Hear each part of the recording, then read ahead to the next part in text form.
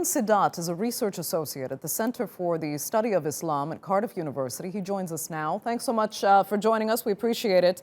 Why are we seeing this discrepancy in, primarily Muslim countries where some are heeding serious warnings and not gathering in groups for prayer, and then other countries really ignoring all warnings and potentially putting the wider population at risk?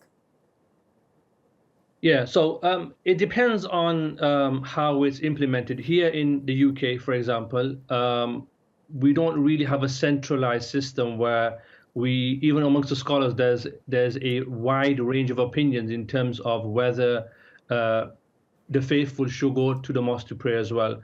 So here, our Prime Minister, for example, Boris Johnson, hasn't actually stated that mosques or religious places should be shut, though he's made some strong statements about public gatherings. I think it varies amongst different countries, but certainly in certain countries like Kuwait, for example, I know they've been very, very strict in terms of enforcing the idea that people should pray at home.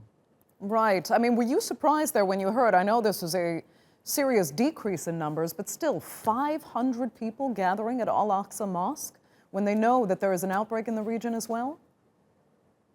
Yeah, so this is a very valid point, especially when it's been announced that people should stay away from the mosque. I think a lot of this has to come down with the idea that people aren't taking this quite serious.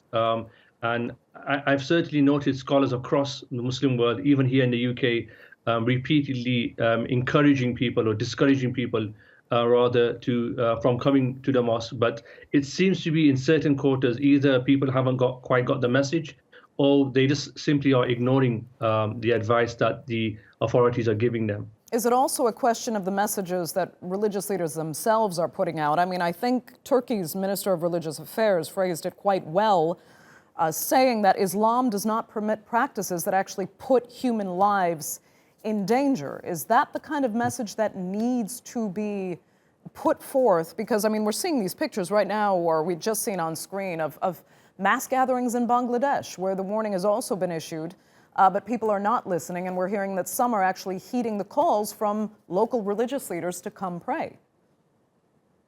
Yeah, so again, this is, I think, when we talk about Turkey, it's a really good example of how, because it's centralized, it's been consistently applied across all the mosques, as I understand it, in Turkey, and so the impact there is going to be a lot more significant.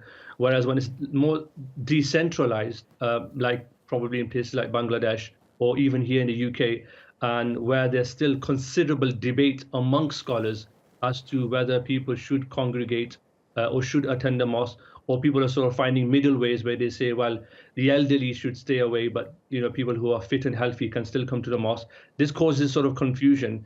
So the issue here is that there's no standardized sort of procedure or application of ensuring that all mosques follow the same guidelines.